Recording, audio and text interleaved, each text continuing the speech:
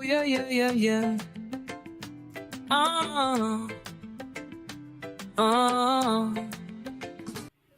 Thank you and welcome back to the 6th week of Cooking with Tess. Please like and subscribe for new people.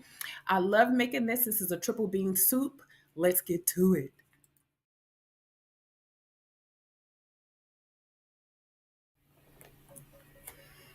All right, in this triple bean soup, I want to soak my beans first. I didn't get to soak them overnight, and if you don't get a chance to, a lot of people don't have time for this or not even probably space in the refrigerator. You can put the beans in a pot and boil them for a couple of minutes. Take them out of the pot, cover them, and let them soak for an hour, and they're ready to go.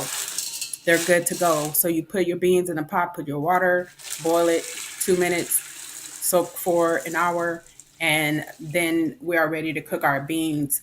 You can also soak overnight, which I like to. The beans here are kidney, northern, and pinto beans. Triple bean. All right, let's get going with part two. We're going to sear our meat. You get your pork butt. If you buy these already cut, that's great, but chop your meat up, season it how you like, and throw it in the pot and sear it to perfection. Now I'm going to cook this meat, the pork butt or pork shoulder you can use. You can chop it up or buy it chopped already. Deglazing the pan is like liquid gold after you do this. After I cook the pan, it's going to be all these little bits and pieces. That's where a lot of the flavor is. I don't want to lose that. And it's going to have some oils too that I can use to break the skin down on the beans. You don't want to skip this part. Just watch and definitely use this technique. All right, now that we got this meat cooked to perfection and we deglazed our pan, you might be wondering how to deglaze the pan. You can use water. Make sure your pan is hot. You can use water, wine. I use chicken stock. Just make sure your liquid is cold before you deglaze that pan. Put everything in your bowl and let it sit there for a second. This is going to make your soup taste even better. Trust me. You don't want to skip this part. All right. Thanks for sticking with me. Please like and subscribe. I'd appreciate it. Now that we have everything done and ready to put together, I know you guys didn't see me saute the onions. The onions I sauteed in a pan. In the same pan, I'm going to put the beans in with a little bit of olive oil. Not I did not caramelize them because I want the flavors to go into the bean juices and not the skillet. And now that our meat over here is um, marinating in the juices that we just created from deglazing our pan, that is great because all those flavors are sitting in there. This meat has been sitting in these juices while the beans were getting ready. Now, to get a quick soak, if you just didn't get a chance to soak your beans or you just didn't feel like it, no problem.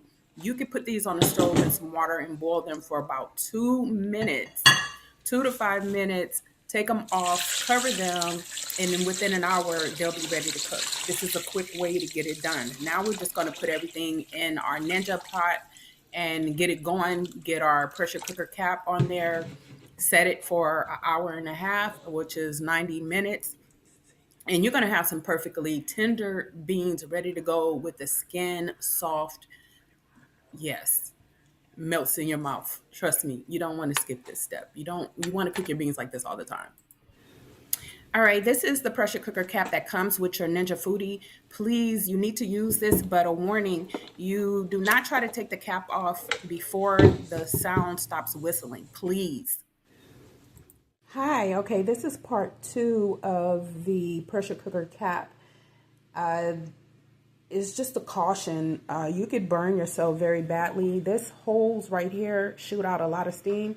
When it's sealed, it won't make a lot of noise. It'll start when your beans are done, like when your 90 minutes is up. You can hear it from another room. So you come in and you turn it this way, but use the lever and make sure your hands aren't over. Like, don't come and turn it this way because it's going to be pushing out steam very heavily and at a fast rate, and you can get burned. So make sure your hands are out of the way, or even just do it with some protective gloves or with the pot holder in your hand. and just move it from sealed to here. Once it stops pressurizing, then it's safe to open the cap. As a matter of fact, the cap won't even open, but you don't even want to try, trust me. When adjusting the cap on your Ninja, be very careful because the cap is just as heavy as the unit, and it could suddenly just close. And while you're making the adjustments on the cap and putting the pressure cooker cap on, just keep that in mind. Make sure your fingers are in a safe place as you're making the transition. You can put the cap on with one hand while you're holding this up too, because I had this fall on me and it fell on my wrist and fingers. Yeah, that was not a good feeling whatsoever. So I just wanted to let you know about that, that precaution too. And thank you. I will see you again with some more tips. Hi, now that we've gone over our triple bean soup recipe and gone over some safety tips for our Ninja foodie, please be safe. Let's talk about last week's recipe, which was pork chili verde. If you missed it, please, the link in the description to that video is there. The link is in the description, and please like and subscribe to this channel. I really would appreciate it. It's a new channel. I finally got up the guts to get it. Let me tell you, I have had this channel up for a minute. I changed the name, then it got deleted. Then I begged them to give it back to me, and it took too long. So here I am, and I would love for you to join this channel, and I hope we all can have some fun while I grow as a chef and a caterer and learn how to cook with you. Thank you. You can place your beans over a bed of rice or eat them by themselves like soup, or combine them with your favorite. It's up to you. See you next week.